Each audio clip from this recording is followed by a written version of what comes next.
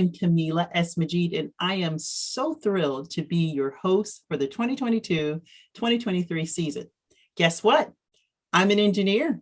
I am also a project management professional, and I'm currently the director of operations at Merck, a global pharmaceutical company. I am also an avid community service advocate, and I am so passionate about creating inclusive environments in STEM. As your host today, I am excited to talk with women about thriving in our careers.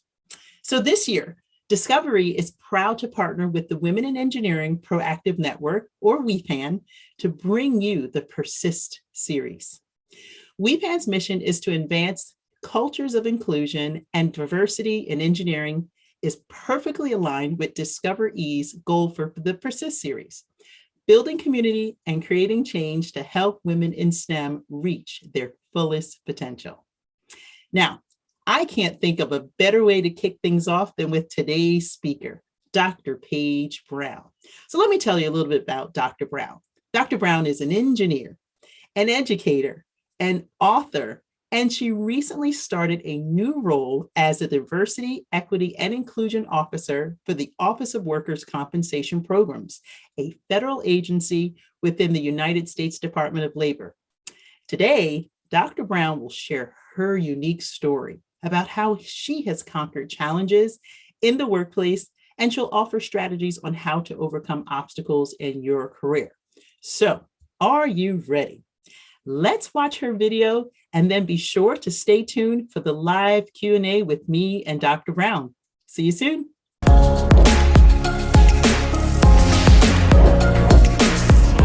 So I'm Paige Brown. I am an electrical engineer and I have over 10 years of professional experience in the field. I recently started a new role as a Diversity, Equity, and Inclusion Officer for a federal agency. And my trajectory here has been very interesting, so I can walk you through my path. I'm from Ahoskie. It's a small town in rural northeastern North Carolina, very small. If you go to Walmart, you're for sure to see someone that you know. There's one high school in the entire county, so you can get a feel for how small it is. I also went to college at North Carolina Agricultural and Technical State University, Aggie Pride. There I majored in electrical engineering, and immediately after graduating, I went straight into the workforce. I began my career as an electrical engineer with a defense company. I began in a developmental program, and following the completion of that program, I became a lead systems engineer for a missile warning system. And my time there was very hard. It was very difficult. The environment was very exclusionary. It was not diverse. I encountered lots of challenges, and it was just very hard for me to navigate that space. To step away from that environment, I did a lot of volunteer work with the National Society for Black Engineers, and I chartered a NSBE Junior chapter. That is a chapter for students in grades K through 12. So we did a lot with the students to expose them to engineering and provide opportunities that they wouldn't have had otherwise. So I really enjoyed that, and it took me away from that environment. And at that time, it made me feel like I wanted to be a teacher and wanted to work with students and provide them the opportunity to be exposed to engineering. And so I went and pursued my master's in education while working. And while pursuing that degree, I actually transitioned roles and began to work for the Food and Drug Administration as a reviewer of medical devices. And that job was completely different from my first job. It was so much more diverse. There were people from all different backgrounds there. I did encounter a few challenges here and there, but ultimately, all of my colleagues looked to me for my expertise, and it really made me feel good. It was just a totally different environment, and I didn't know how to explain it, but I felt like I was valued and like I belonged.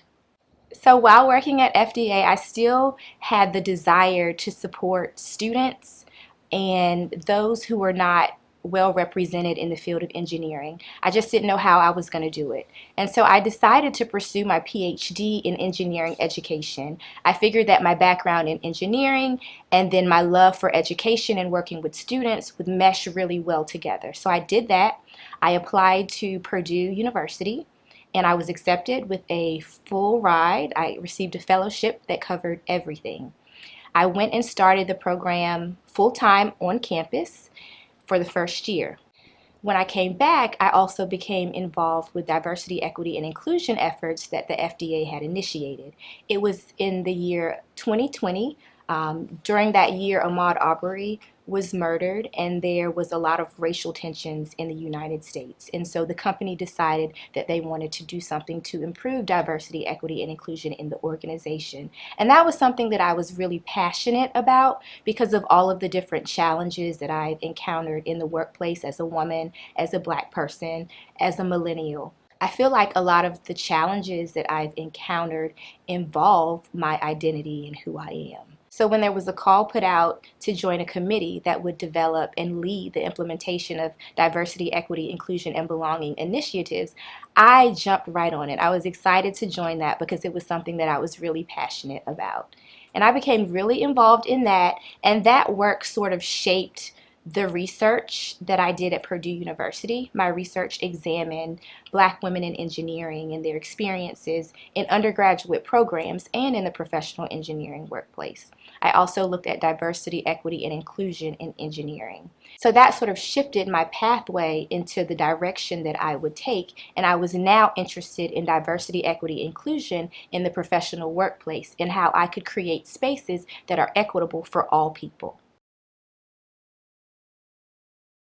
So in my first job, some of the adversity that I faced involved discrimination, microaggressions, being micromanaged by someone on my team who wasn't even an engineer. My work was scrutinized at a level that others did not have to go through. My work was questioned, it was double checked, triple checked, whereas a man, no one asked him a question about anything. And so that was just very challenging to me.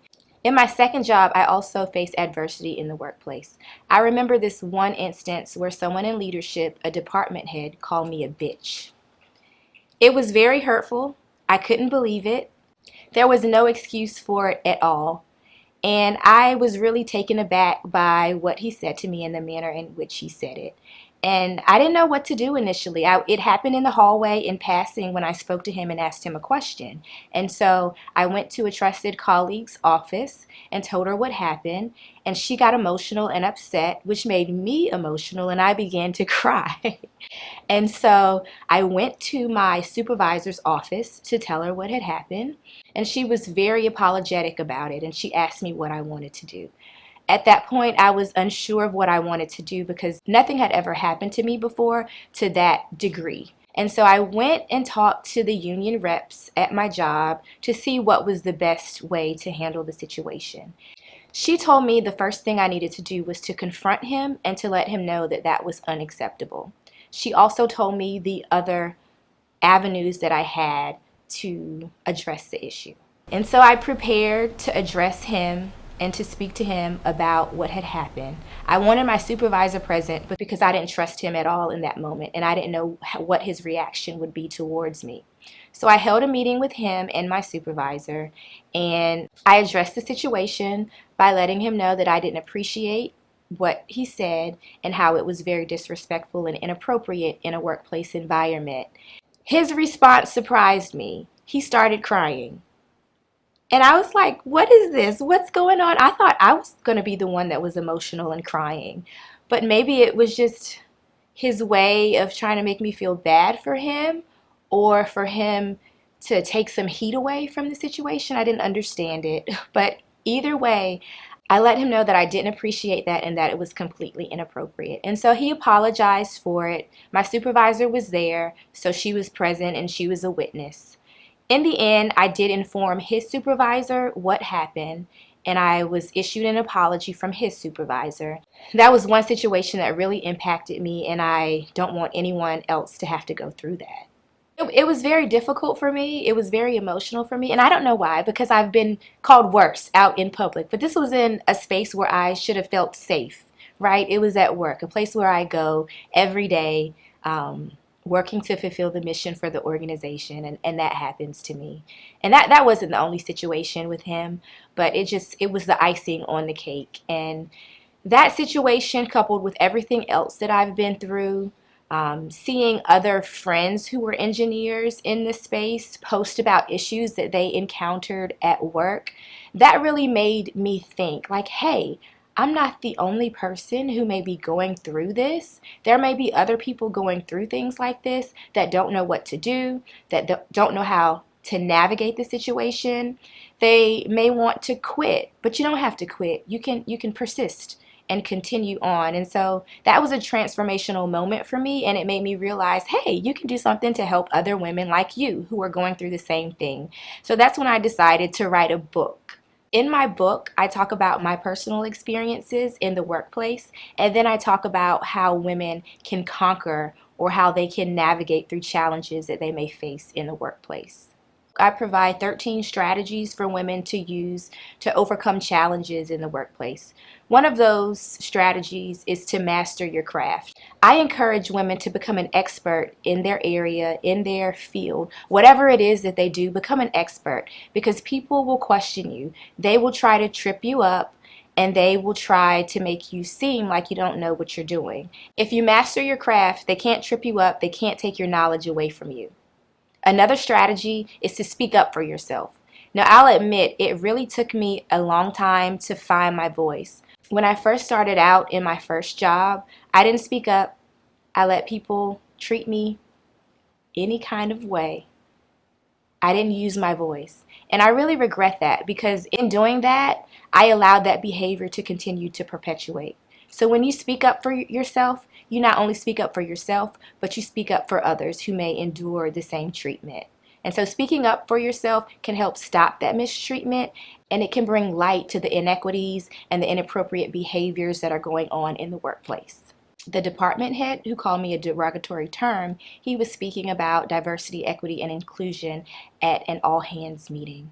And in that meeting, I was just shaking my head like, I cannot believe you are speaking about this, because you are one of the main reasons that we have an issue here. He was speaking on the topic because it was during the time where the agency wanted us to ramp up on diversity, equity, and inclusion initiatives. And I did not like how he was trying to promote diversity, equity, and inclusion, but he was not acknowledging the issues that were created because of leadership. I spoke up during that meeting and said a lot of the issues that we have are because of upper level management, and there are things that need to be discussed in terms of how people are treated and the opportunities that people are given.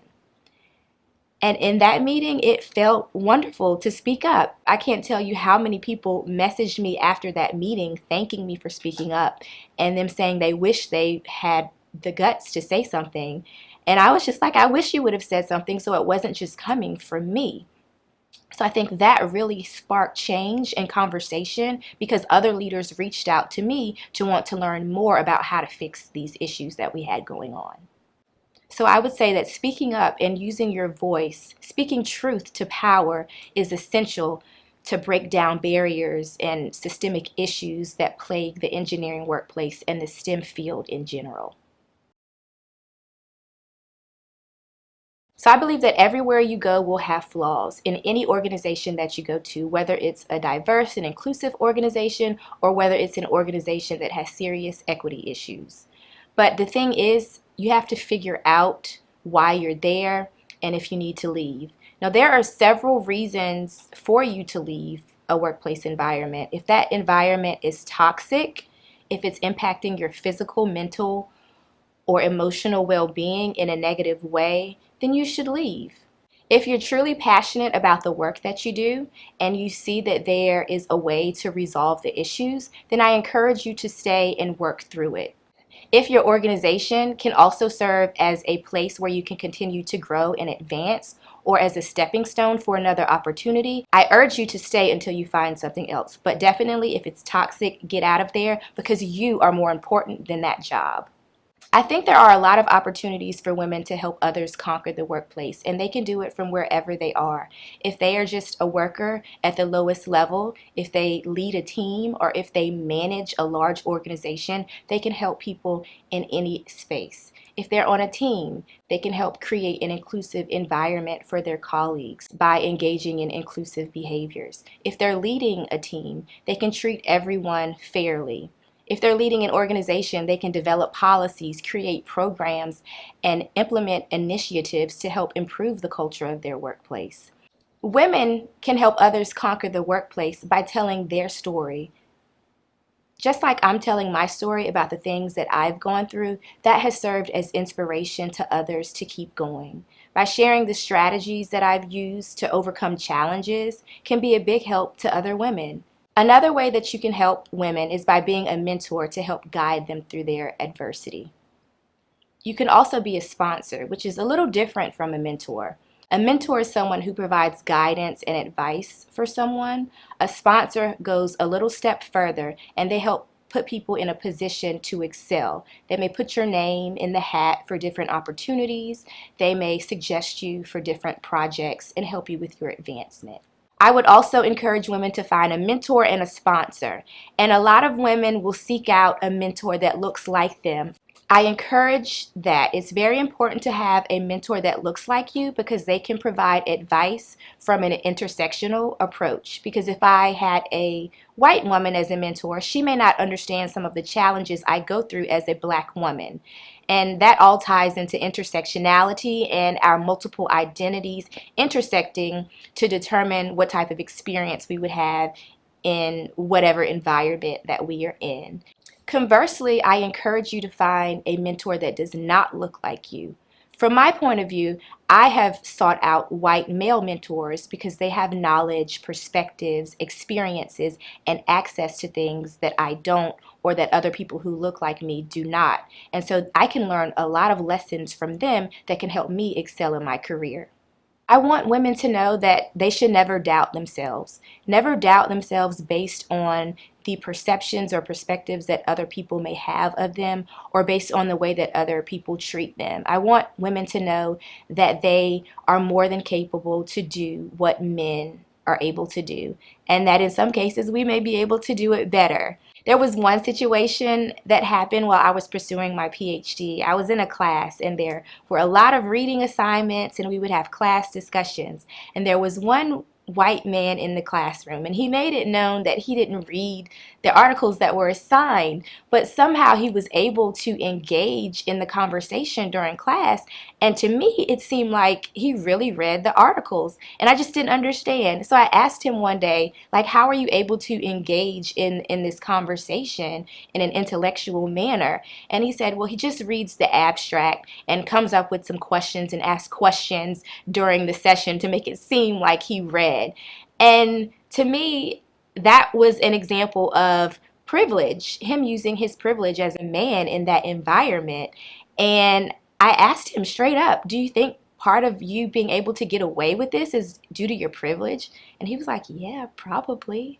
So that was really surprising. So women, we work really hard.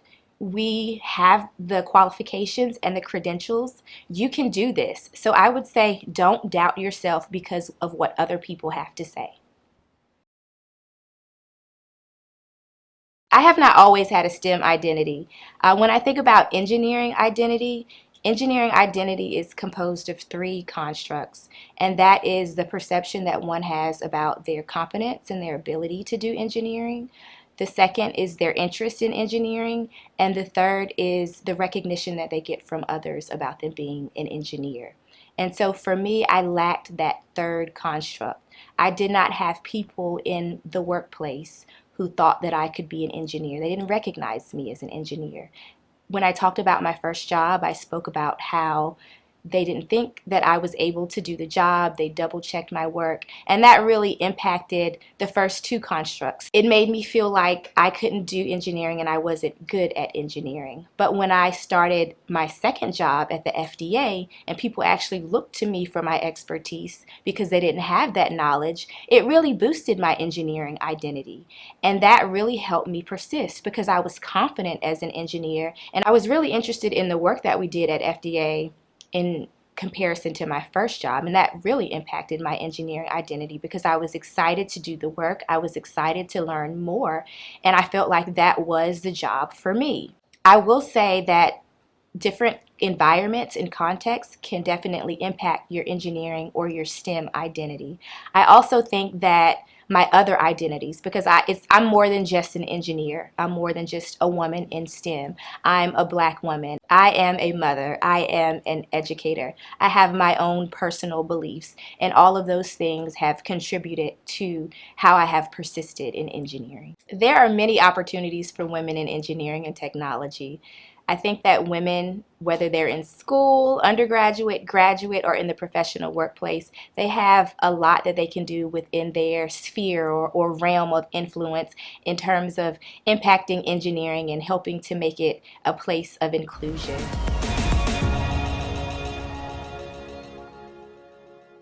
That was absolutely outstanding. Oh my God, I'm so inspired. So as we're going to move into our live QA session, for all those who are tuned in, I'd like you to pause and think about these two questions. Have you ever faced adversity in the workplace? And also, what challenges are you looking to conquer? Just pause and consider those two. Now we have a special treat for you. Dr. Paige Brown joins us live to continue this conversation. So if you haven't already, please get your questions ready. If you can look at our Q&A function on the toolbar at the bottom of your screen, that's where you submit them. We're going to do our best to get to so many of your questions. So here she is on the screen. Welcome, Dr. Paige Brown. Thank you so much for joining us. How are you? I'm doing well, Kameelah. It's nice to see you again. I'm excited. Yes, of course. And Dr. Paige Brown, if you don't mind, we want to warm up the conversation a bit more. Is it okay for me to refer to you as Paige? Yes, please. All right, wonderful. Now we're really persisting and getting connected. I love it. All right, so I am so inspired, and we've got a couple questions queued up for you, and we know that our attendees who are tuned in are feverishly putting those questions in. So why don't we start right away? You mentioned that your work focuses on creating workspaces that are equitable and safe. So what does that look like? What does good look like in terms of equity and safety? And how can companies do a better job of it? Right. So I would say creating equitable spaces, it definitely starts and is mainly influenced by leadership, management, and the decision makers of the organization. They're at the top. They set the tone for what an inclusive and equitable environment looks like. And a lot of times this is impacted by an organization's policy, procedures and practices, plus the culture that is created and modeled by the leaders. So there are many different aspects to creating equitable workspaces. It includes having a diverse organization composed of employees and people from diverse backgrounds. And that all starts with recruitment and hiring. You can't just hire from one place, right? You need to reach out to diverse institutions, HBCUs, MSIs, and other minority serving institutions. It also includes equitable and fair opportunities for training and development for your employees that are already there, as well as promotions and awards, and making sure that individuals have a fair and equitable chance at those opportunities. It also includes ensuring that the workplace is psychologically safe. And what that means is employees should feel comfortable coming to work. They should feel safe showing up as their authentic selves. They shouldn't have to code switch, although that is a thing. They should be able to feel like they can share their thoughts, their ideas, their opinions, and make mistakes without being shamed or punished or humiliated. So I would say for companies to begin the process of creating a workplace culture that is inclusive and equitable for all, they should start by looking at their policies, practices, and procedures, and identifying any barriers that may be impacting its employees. It's also critical to listen to your employees, see what they're saying, because they can provide a lot of perspectives that can really impact how you shape your organization. So I would say organizations should start there. I think that's fantastic, Paige. It just seems like just as, for companies that have great, amazing products that they put out, and we want to make sure those are safe, right? And compliant. The same thing is for the environment, for the people that come there to make that magic happen. I think that's great, great advice. So you said one of my favorite action words, phrases, is about speaking up. And I was so inspired watching your video. And I just said, wow, that ability to speak up. How did you find your unique voice?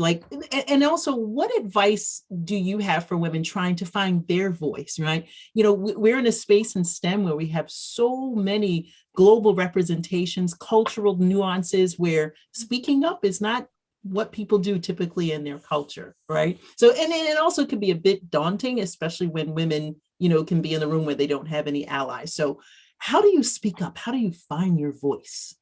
And how did you do it? Yeah. So for me, it was very difficult. Like I said in the video, in my early years, I didn't speak up. I didn't say anything. And I think part of that was because of advice that I got from the generations before me. Like, you go to work, you do what you're supposed to do. Don't say anything. Don't cause any trouble. But my generation, I'm a millennial, and those generations that come after me, they're speaking up. They're not taking any mess. And so I think it got to a point for me, honestly, where I was just fed up. Like, I shouldn't have to deal with this. That's how I was feeling. It doesn't make sense. I'm tired. When the man called me that derogatory term, it was like, yeah, I'm not taking this. I'm definitely saying something about that. That is not going to fly. And then also seeing people that I went to school with going through some of the same challenges that I was experiencing, I was like, yeah, if I speak up for myself, I'm speaking up for other people too, and they won't have to go through this potentially. So for me, I felt like if I do speak up, like, what's the worst that could happen? And I had this conversation with my husband. He was like, you're telling people to speak up. In some places, they might get fired. But my thoughts are, I am an excellent performer. Like, my performance reviews are stellar. I have great relationships with my colleagues, and my work speaks for itself. So if anybody were to have a problem with what I had to say, I feel like I would have had a lot of support from other individuals because they know the type of person that I am. And I also made several points to my husband that I'll briefly go through. So I always feel like we should speak truth to power, right? Like, that department head, he was in a powerful position, but what he did was inappropriate. And I had to let that be known. And it was just the truth. And like I said, I wasn't a troublemaker. I had people who would vouch for me and stand up for me. I wasn't a poor performer. So I knew that I could speak up. I wasn't scared of retaliation. And I know that is the issue for a lot of people. They're scared of being retaliated against. And then I think the manner in which I approached the situation, it wasn't hostile or disrespectful, although that is what was exhibited to me, towards me. But I think part of it was that I didn't address him immediately in the situation. And I'm actually glad that he kept walking away after he called me that word, because it gave me some time to reflect, to think, to go talk to others about it, to calm myself down. And so I was able to approach it where I was not hostile towards him. I wasn't calling him names or things like that. And at the end of the day, if you want to retaliate against me or fire me, because this isn't the place for me. But I think I was just tired, fed up, and I had to speak up for myself. I know it can be scary. So I think some advice that I would give for others is to practice, maybe practice in the mirror. Think about some things that you want to say or how you want to go about it. Speak up, but don't do it in a hostile manner. Because you want to be received well. You want people to actually listen to you. And then some ways you can address things. You could pose a question instead of going to someone and say, you are racist, or you did X, Y, Z, blah, blah. Pose a question. Maybe if it's in a room with multiple people and you see something happens that's inappropriate. For example, if you see a man speak up over a woman, you could interject and say, I don't think Barbara finished saying what she wanted to say. Barbara, could you go back and let us know what it is that you were saying? You could speak up in a manner like that. So I think it really is what works best for you. You've got to be courageous. You've got to speak up. Think about yourself. Think about all of the other people that you could potentially impact and help prevent them from going through these same types of things. Speaking up, it does have its benefits. I will say that I spoke up and it really encouraged other people to speak up in my organization. People came to me after I spoke up in that meeting. Individuals shared their experiences with me with that same person. And yeah, it really worked. I won't go into details about what happened, but I will say speaking up does have power. It sounds like it was amazingly powerful. It also sounds like that you sort of allowed people the space to express how they felt. And I'm sure that you injected something different, new, awesome in the organization. And I'm sure they never forgot that. You know, that was just really amazing to hear that. Speaking up is so powerful. So we got a lot of questions coming in, but I do want to just touch on mentoring. You talked a lot about mentoring and how it's important to not just find a mentor that looks like you, but find another mentor who doesn't look like you. You know, oftentimes when we hear advice about finding a mentor, it's usually very singular. Just get one mentor, right? But you really, enlighten me by saying, have more than one, have two, have mentors in different areas. It's so different. So here's my question. How do we as women feel comfortable finding multiple mentors, meaning overcoming the feeling that we don't deserve to have two mentors and we're not being greedy? Okay, you're not being greedy. It's not being greedy. It's about your development. We're more than just a job, right? We're more than engineers. There are many facets to us as a person. Like take me, for instance. I'm a Black woman engineer, but I'm also a wife. I'm a mother. I'm many other things. And so having multiple mentors for different aspects of your life or different areas where you need advice is beneficial and helpful and is a part of supporting your overall holistic well-being as a person, so you can show up as the best engineer that you can be. Like there's so many aspects to people. And so I really encourage having multiple mentors at work. They can be outside of work. They can be formal or informal mentors. I know a lot of organizations have formal mentoring programs, and through those, you're only allocated one mentor, but you could reach out to others within the organization informally to seek out a mentor. And what I did when I was at FDA was I was assigned a mentor formally. And that mentor was just to give me an overview of the process of reviewing medical devices. But that person was not an expert in the electrical safety and EMC review of medical devices, which is what I was brought in for. And so I looked up the different experts at FDA who had that expertise. I reached out to a white man, scheduled a meeting with him, introduced myself, told him why I was here, asked if he could serve as a mentor me so that I could know everything I needed to know about electrical safety, EMC in terms of medical devices. And he was very helpful. He was not only a mentor to me, but he was a sponsor. He put my name in rooms. He spoke up for me. When someone questioned my work, they sent him an email because he was the expert. They didn't include me on the email, but they sent him my work, like for him to review it. And he replied, but he copied me on the email. And I was like, yes, thank you for including me.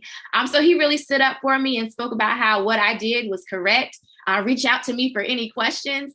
And that was just awesome. It was a great feeling. So seek out multiple mentors for different aspects of your life. That's fantastic. Like, wow. I mean, you got a 2-for-1, a mentor and a sponsor, and then you actually saw their activity and their commitment actually happening real time. That's amazing. So still on the subject of mentoring, I see a question came in. Can you share some additional impactful advice that you got from other mentors that didn't look like you? Like, what are some of the nuggets that they gave you, specifically to where you are now? So I think as a Black woman, being a minoritized group, we often think that we need to stick together and stick to our own and support each other. And early on when I first started, allies weren't really a big term, a big thing. And so having a mentor that didn't look like me, a white mentor, they encouraged me to put myself out there and to form relationships with other people in other groups, not just the National Society of Black Engineers, but maybe federally employed women, which is open to all women, or other groups, and attend events that were outside of the norm for me. And so that was challenging, putting myself out there, introducing myself to other senior leaders. That's scary. But that's what someone who didn't look like me encouraged me to do. And you know how they say it's important, it's not what you know, it's who you know.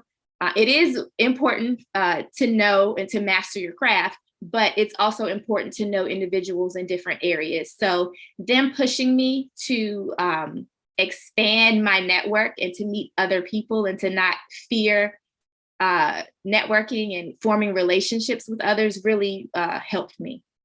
That's fantastic. No, that's really, really powerful. You know, I think that your mentor slash sponsors, because it sounds like you had many, just unearthed, you know, things that you already had there. So that's really, really powerful. So we've got a question from our attendees here, and it says the following. You said you went to a high school that was in a rural location, one high school for the whole county. Okay. So how did you decide to apply for electrical engineering as a college major? Like, where'd you get your inspiration? So honestly, I'll start by saying I was in this program called MSCN, that's Math and Science Enrichment Network. And one of the closest universities to me was Elizabeth City State University. It's an HBCU, and that was a Saturday Academy program. And every year we did a college trip where we competed in competitions, math competitions, science competitions. And we went on a trip in 6th grade to North Carolina A&T. And the moment I stepped on the campus, that's where I knew I wanted to go. North Carolina A&T, that was my top choice. And I didn't know what I wanted to major in, but I knew I wanted to go to A&T. Turns out I have a lot of family members who went to North Carolina A&T. I have an uncle who's very influential in my life and an older cousin who's very influential in my life. And they majored in mechanical and electrical engineering at A&T. My uncle, he went and he has connections there, and he had them do a college tour for us in the College of Engineering.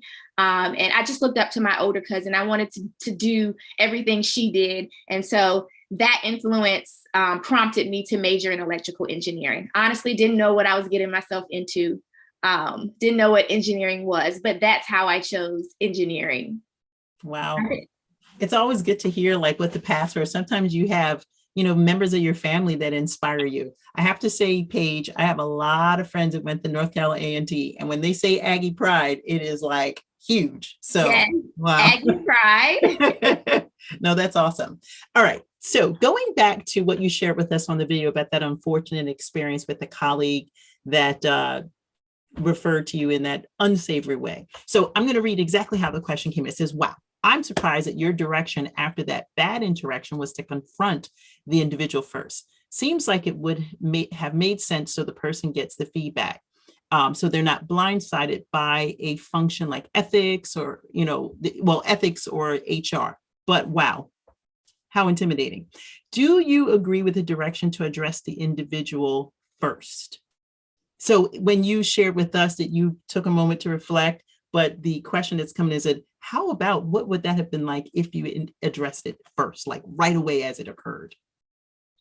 I don't think the opportunity was there for me to address it right away, because after he called me that, he kept walking, and I was actually like dumbfounded. Like I couldn't believe it happened. Like I was just standing there like, did this just happen?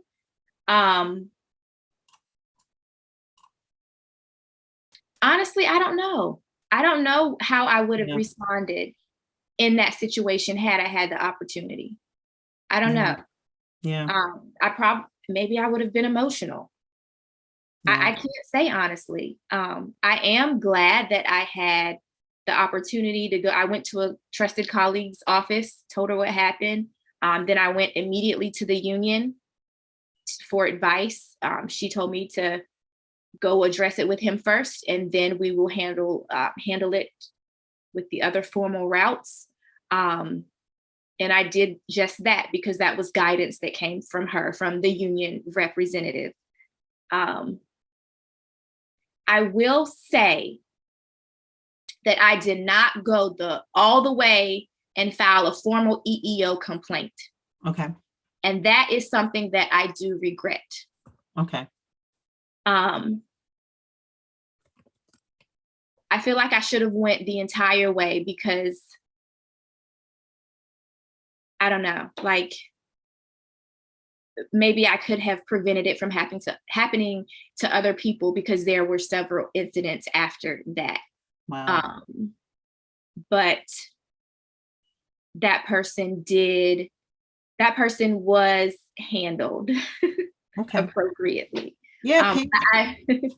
Yeah, I was going to say, sometimes when you're in the moment, you never know how to handle it. And I think and I'm certainly not an expert, but always taking a moment to pause and reflect allows you to just either digest and really think. Even in the sphere of engineering, we're always taught, don't react first, think, review, think again, review. And I think that's okay. And, I'll tell you, just from reviewing your video and even in the midst of our conversation now, that experience propels the work that you're doing, right? You're inspiring so many of us to take a moment to pause, reflect, and to really use our strength to speak up in those moments. So we're hoping that those unsavory moments lessen with the powerful work that you're doing in the DEI space and many others.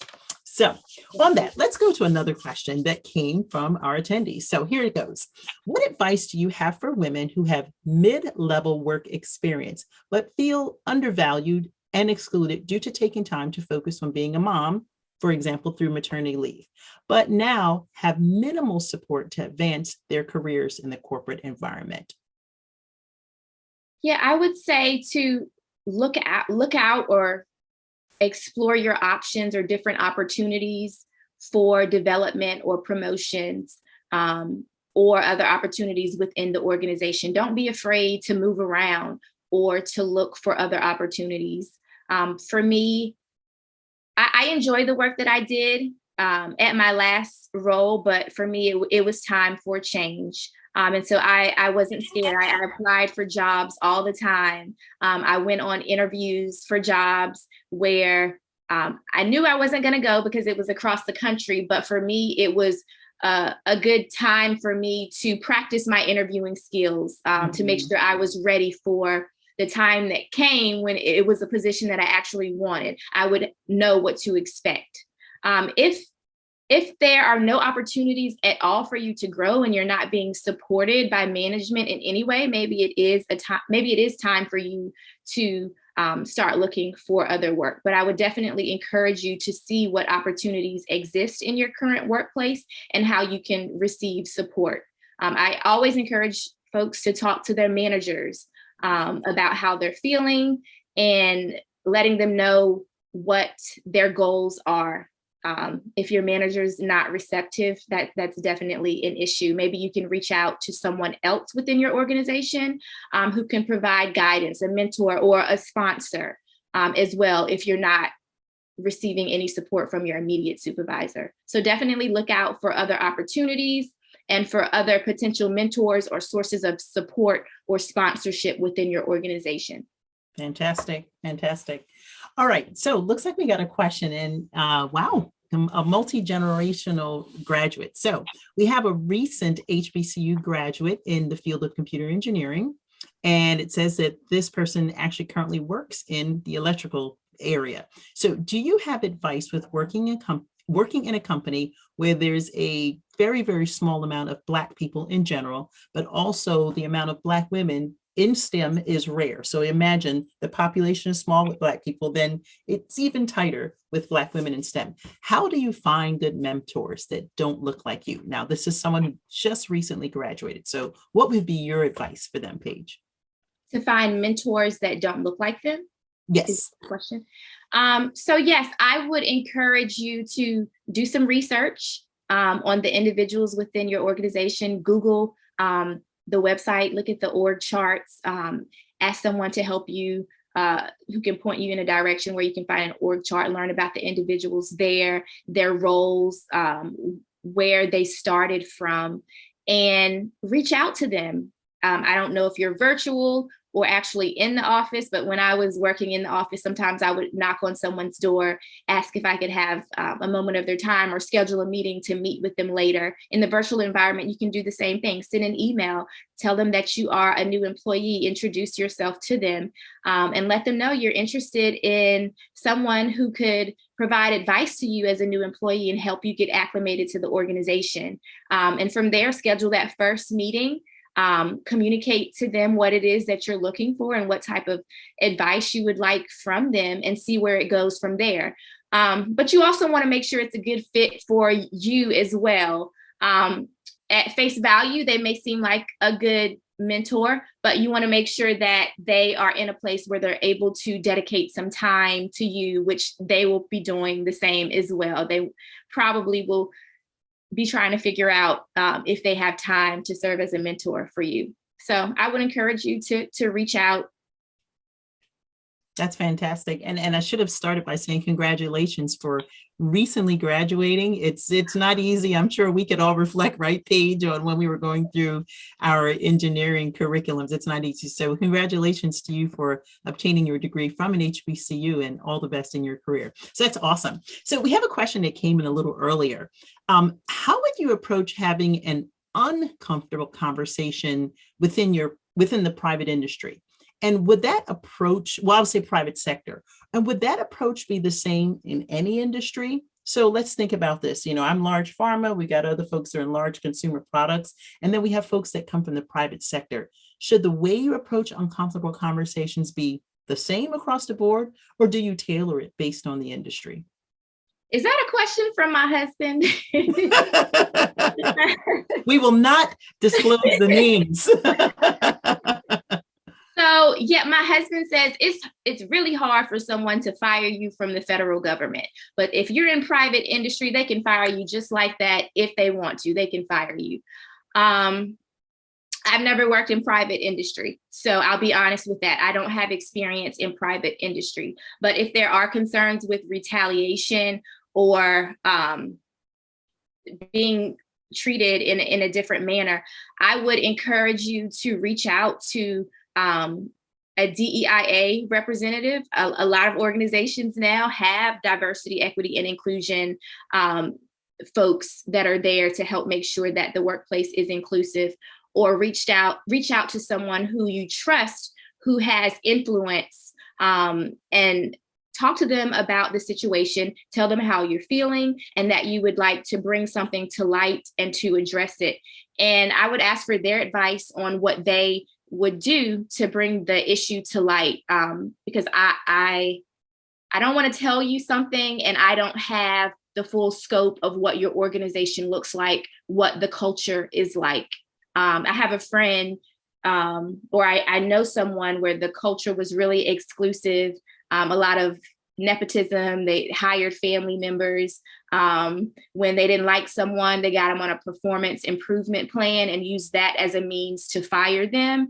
And so if it's an organization like that, I don't want to tell you to go ahead and speak up and speak out, and then they fire you when that's your livelihood. So I encourage you to reach out to someone that you trust, who is very familiar with the organization and the different nuances around communicating difficult discussions to people, and see how they suggest approaching the situation. But I don't think you should be scared to have the conversation.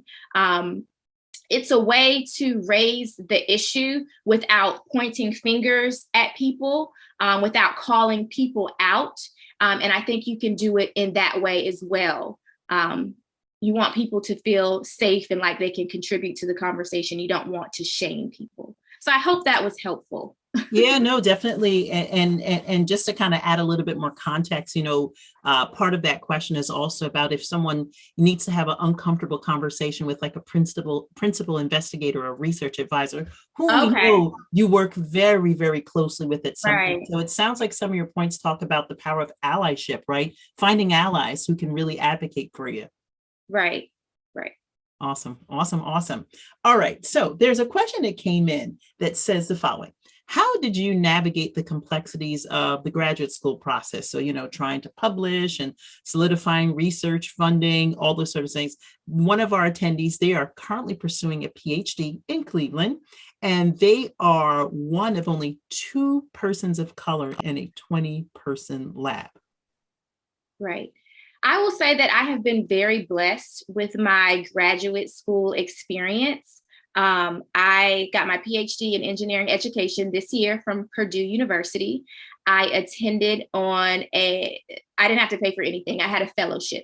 So my situation is unique in that I was fully funded and I was not reliant on my advisor or her lab to fund me. So I sort of had free range in what it was that I wanted to do in terms of research. I didn't have to work on her projects.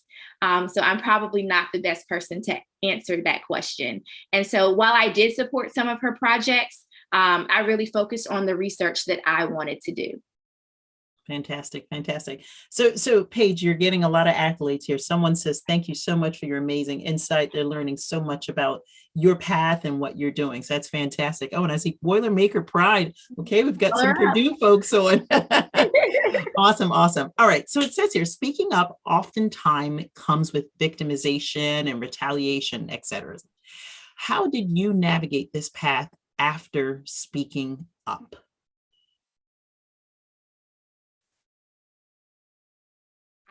I was blessed and fortunate to not have to experience retaliation.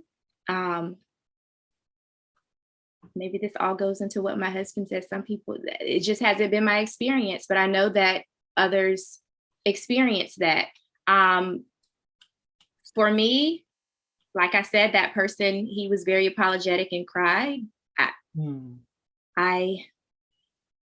don't know how to answer that question. I'll be honest with you. I think if you're facing you should not have to face retaliation. And that's a bigger problem with the organization. I would actually, if there is a union at your organization, I would encourage you to go speak to a union representative.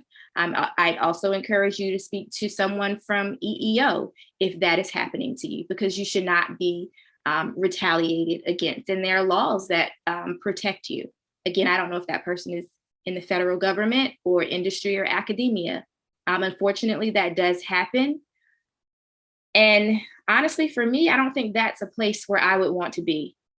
I would say part of me choosing Purdue, not only because it was the first PhD program in engineering education, but for me, my graduate advisor, she did research on minority students, and she was very supportive of diversity, equity, and inclusion in engineering. And part of why I chose her was because of that. It was important to me that my program and that my graduate advisor held DEIA high, and that they were a proponent for it. Fantastic. I have to read one of these comments. This is amazing. It says that they completely agree with you. You are a role model, Paige. And they say, thank you for encouraging us to confront situations head on while being respectful to keep our credibility intact. So more kudos for you, Paige. Thank you. So I have a question for you. So your first strategy in your book is mastering your craft. I absolutely love that. I think that's fantastic. Please show our attendees. Wonderful, wonderful. And I love the word conqueror. Awesome. So I want to talk more about how this fits in with your points about STEM identity, particularly being recognized as an engineer and also for the skills and knowledge that you have, right? So what I want to explore with you is the idea that you can't make people recognize your worth and skills. Your example of how your colleagues at your first job kept they were checking on your work, they wanted to verify, is an example of that, right? So how do you carry your own value and work through those times where people won't or aren't recognizing you for what you have to offer? Right. So you've got to know your own worth, right? You've got to know your worth. You have to know that you belong, you are able, you are capable. You've got to speak life into yourself. You've got to be your own cheerleader sometimes.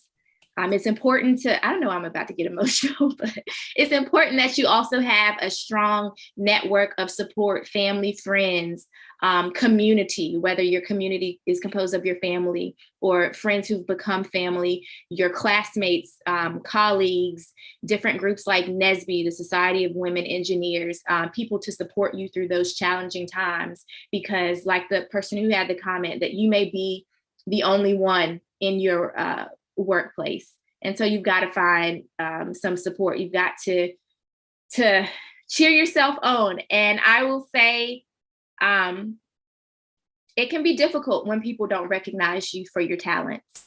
But you've got to know that you are making a difference. You bring perspectives that other people who don't look like you have that are valuable and that can contribute to the work that you do. Without you, things would be a lot different. So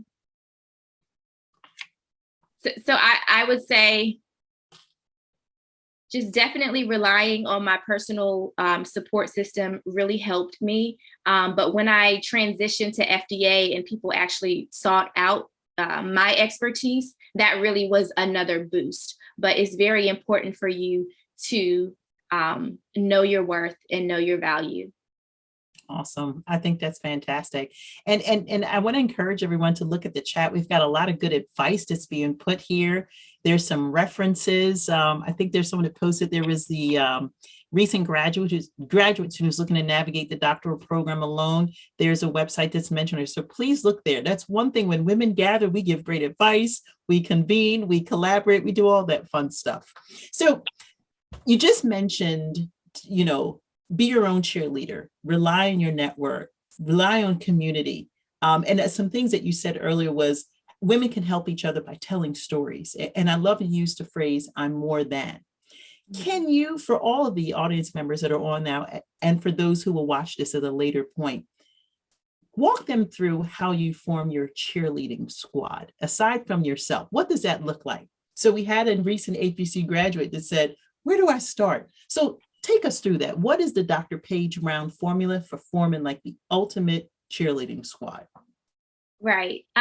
So for me, first, I start with my family, those who have been with me all along throughout this journey. I know that they're going to support me no matter what.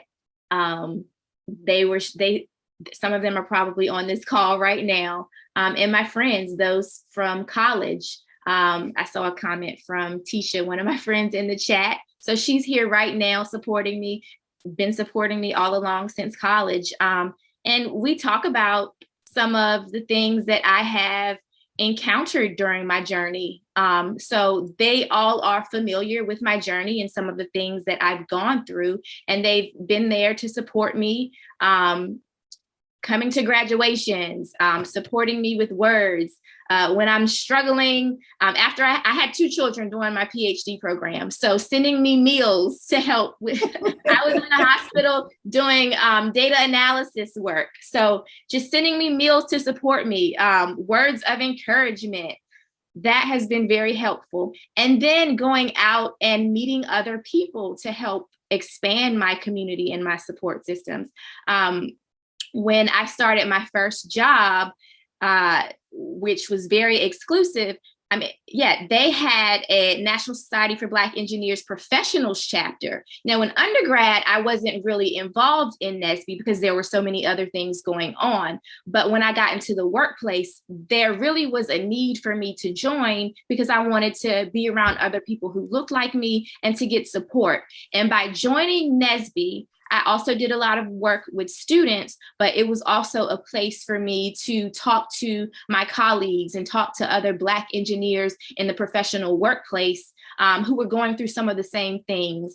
Some of them who had been at the organization longer than me, and they would give me advice on how to interact with certain people and how to navigate the organization. So that was very helpful. Even though I've transitioned to other organizations, I still communicate with those people now. So I would say, see if there are any organizations like NSBE or any other special emphasis programs or employee resource groups that you could join. There may not be any at your organization, but you could look up a local chapter in your area where you live. So there are plenty of opportunities. You can go on social media. There's a Black Women PhD Instagram website. I'm in several group me's. I don't know who that was that asked about support, but you can email me at paigeluterbrown@gmail.com. But there are several group me's that I was added to when I started my PhD journey. And I'm trying to look them up now because I can't remember the names. But Black doc students, Black women of academia, Black doctors, Black scientists, Purdue Black Grad Connect. So like there are so many ways to connect with people, build you a virtual support system. Love it. There are other Instagram accounts and organizations that I'm aware of. I can't name them all, but I would be happy to share them. I could share them on my Instagram after this. My Instagram is Dr. Paige Brown, so you can follow me there, but I'll definitely share those resources. So yeah, you can connect with women who may not be at your organization, but they are throughout the world going through the same thing. I love this. I think that this is the making. You might want to patent it. This is the how to form the ultimate cheerleading squad, right? To keep you motivated, supported, and most importantly, successful. So I've got one more question that came in. So with all that we've shared today, what are your exact recommendations for starting to build a more diverse workplace, right? So there's been a lot of emphasis on building DEI and a lot of, small, medium, and large size companies. So where's the starting point? Like, where does someone start? You mentioned ERGs. I don't know if that's a start, if there's other areas, but where does someone start? They've got this mission. They know where they want to go, but what's that starting point? Right. You want to make sure your workforce is diverse. You want to recruit individuals from diverse backgrounds, race, ethnicity, sex, gender. But once you bring them in, you want to make sure that you bring them into an environment that is inclusive and equitable. And research shows that individuals get their sense of belonging and inclusiveness from that lower level of the organization, that immediate work group unit. And so a lot of times immediate supervisors and team leaders are the ones who are creating environments of inclusion or exclusion. And so I think it's very important for those in leadership and managerial positions to have training on how to create inclusive teams, on unconscious bias, because everyone has unconscious biases. We bring those everywhere we are. I have unconscious biases and I bring those to the workplace. And if we are aware of those, we can minimize the impact that it has on our employees within the workplace. That's a starting point. There's so much more to do, so much more that can be done.